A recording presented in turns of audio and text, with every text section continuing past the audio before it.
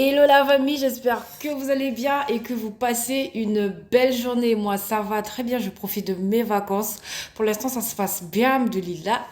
En tout cas, pour ce matin, en fait, j'ai prévu de vous faire une petite story time où je vais vous parler d'une histoire, mais une histoire drôle, une histoire digne d'une coutume africaine. Mais avant de commencer, si tu t'es pas encore abonné, n'hésite pas à le faire parce que, ça va gâter, ça va péter. Reste concentré. Alors, pour la petite histoire, vous savez très bien, en Afrique, on a toujours des terrains de cimetière ou des fois en face de nous, ou en diagonale, ou à 30 kilomètres. Vous voyez, on a toujours des terrains où on enterre des gens. Et vous savez, étant tous, hein, je parle de tous les Africains, étant tout petit, hein, on avait tous peur des cimetières. Tellement que des fois même tu regardes la face du cimetière là. Tu regardes la texture, tu regardes la forme du cimetière. Des fois même le cimetière c'est tracé en deux, le cimetière c'est coupé, le cimetière est tordu tellement qu'il y a des ravins, tellement que la pluie... L'Afrique, les cimetières, ça dit que déjà même quand tu vois seulement les cimetières, tu as peur. Tu as peur.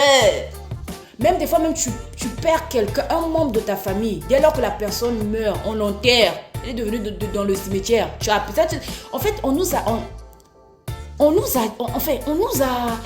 mis dans on nous a mis un truc dans nos têtes où, quand la personne meurt, elle devient, voilà, un diable, elle devient un esprit, vous voyez?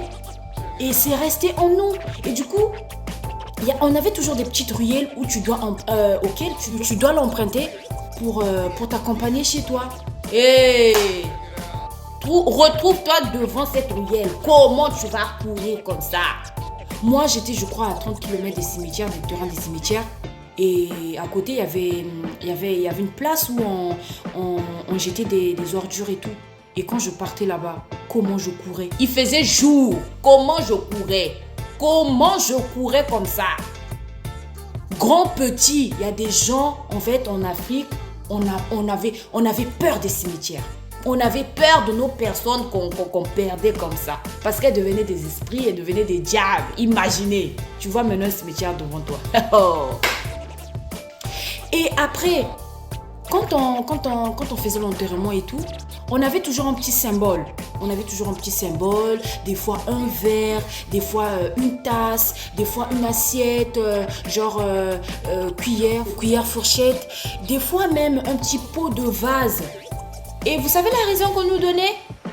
Peut-être que la personne aura envie de faire pipi. Peut-être que la personne aura envie de faire caca.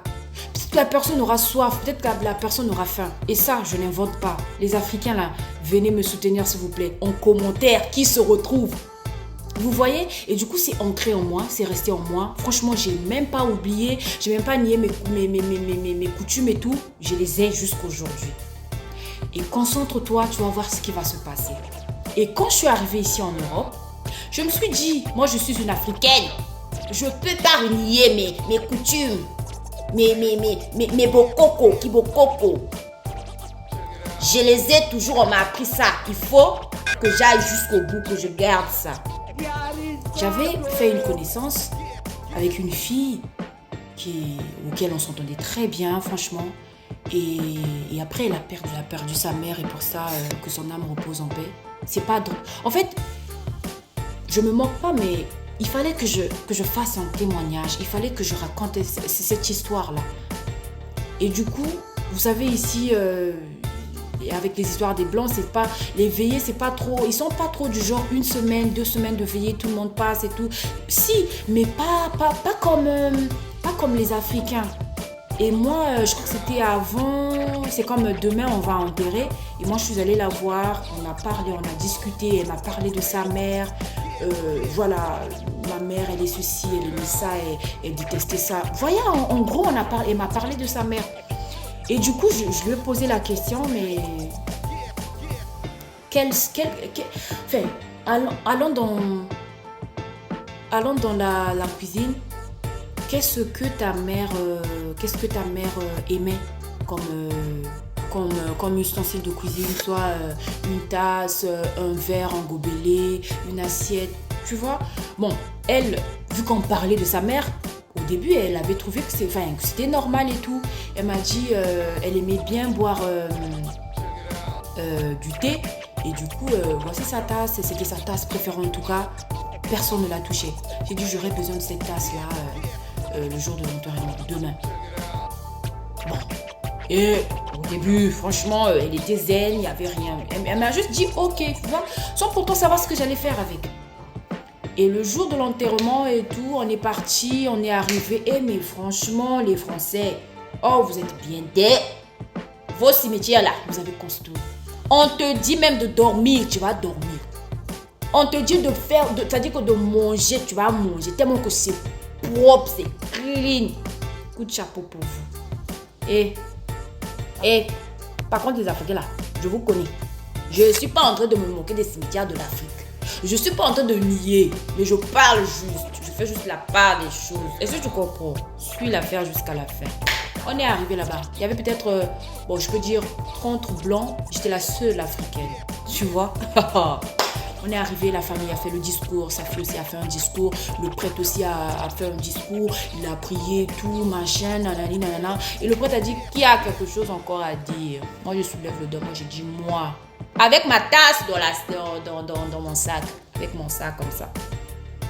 Tout le monde m'a regardé, mais elle me dit, mais elle fait même pas partie de la famille. Et qu'est-ce qu'elle va dire? Elle connaît même pas la maman, elle connaît juste sa fille et tout. Nanana. Parce qu'on savait que voilà, j'étais sa copine et tout. Elle dit, moi, je veux parler. Laissez-moi parler. Elle me donne la parole. Donc, ils ont dit que tout le monde me regardait. Tout le monde était concentré sur ce que j'allais dire. Et du coup, je fais mon petit discours et tout. Vous voyez un peu, vraiment, maman, que ton âme repose en paix et tout. T'étais une maman. Je la connaissais aussi.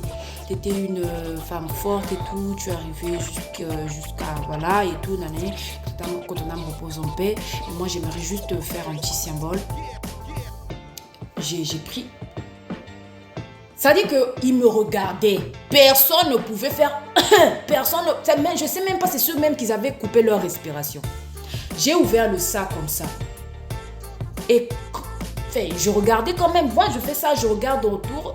Et ils étaient trop concentrés. J'ai pris la tasse. J'ai dit, maman, c'est ta tasse. C'était ta tasse préférée. Je vais la laisser ici sur ton cimetière. Peut-être que tu auras soif. Peut-être que tu auras envie de prendre le café. Les gens, ils ont commencé à bouder. Pas bouder, mais ça murmurait. Tu vois, mais les gens, ils commençaient à bouder. Mais qu'est-ce qu'elle fait? Mais c'est quoi cette affaire? Mais est-ce que ça va dans sa tête? Mais ils ont demandé à l'enfant, mais est-ce que ça va et tout? Et du coup, le prêtre, quand on dit là, Rafouila Mouana Moutuna Bendo, ça veut dire pour ceux qui ne comprennent pas. C'est-à-dire que quand tu es devant un obstacle, là, quand tu es devant même la mort, il y a toujours quelqu'un qui vient te sauver. Et moi, c'était ça. Le prêtre, il dit, s'il vous plaît, calmez-vous, écoutez-la jusqu'à la fin. Mais non, moi j'avais pris confiance, un peu confiance. Il dit, ça c'est le symbole. C'est la tasse que tu aimais. Peut-être que tu auras envie de boire le thé. Peut-être que tu auras envie de boire le café. C'est ta tasse que je te laisse devant le cimetière. Tu prends, même l'eau si tu peux boire avec. Ça dit que j'étais tellement dans mon truc. Ce qu'il disait là, je voulais rien. Et j'ai pris la tasse, j'ai laissé sur le cimetière comme ça. Le prêtre prend la parole. Il s'avère que le prêtre, il a vécu en Afrique. Donc, il sait comment ça se passe en Afrique, les enterrements. Il dit, ma fille, merci pour ce que tu as fait pour le symbole. Il a expliqué aux membres de la famille comme quoi que c'est leur coutume. Eux, ils ont l'habitude de faire ça. Je sais ce qu'elle a fait, ils ont l'habitude. Mais ma fille, on est en Europe, on n'a pas les mêmes coutumes. Merci pour ce que tu as fait, mais on ne peut pas faire ça, on ne peut pas accepter. Maintenant, c'est la fille qui dit non. C'est vrai qu'on n'a pas les mêmes coutumes, ce sont ses coutumes. Elle a voulu faire un symbole. C'est pas grave, j'accepte de laisser la... Pas pour refuser, c'est pas pour oublier les bokoko. Donc vos bokoko là, il faut voir avec qui vous faites ça. Il faut voir dans quelles circonstances, sur quel endroit. Mais eux aussi, ils ont appris des choses. Mais ce qui est sûr là, sa fille là, après m'a dit, mais attends, comment ça se fait une personne quand elle meurt, elle a encore soif? Comment tu expliques ça? Je lui ai dit, maman, même moi aussi, j'ai jamais compris jusqu'aujourd'hui. On nous a inculqué ça, tellement c'est ancré en nous. En fait, j'ai voulu rendre hommage à nos ancêtres. Comme eux, des fois, ils se plaignent, oh non, que toi, tu as oublié les coutumes, tu as fait ceci. Donc, j'ai voulu... Voilà, le français, là aussi, des fois, ça fuit. Mais, ce qui est sûr, j'ai appliqué. Donc, c'était ça l'histoire. Heureusement que le monsieur, il était là, le prêtre. Sinon, j'allais me retrouver à la Condélio. Sinon, j'allais me retrouver à l'hôpital. On ne sait pas. Écoutez bien de laisser la tasse sur le cimetière. J'ai dit... Voilà, ils étaient tous d'accord. Ah, je ne réalisais pas d'abord. Et puis quand on est... C'est-à-dire que quand on s'est séparés, quand je suis rentrée à la maison, quand j'ai déposé le sac, c'est là où... C'est-à-dire que c'est là où maintenant je me suis dit... Ah! Mais heureusement que le prêtre il a vécu en Afrique. Aujourd'hui, là même où j'allais finir. Peut-être à la Condélie, on ne sait pas. Parce que déjà, il commençait à chuchoter, il commençait à se dire que c'est sûr que dans ma tête, là, ça ne va pas. Vous voyez les coutumes là où ça nous emmène des fois. Vous voyez? Donc, il y a coutume et coutume. Il y a des endroits, des fois même, tu vois ton truc, tu dis non, ça, j'applique pas.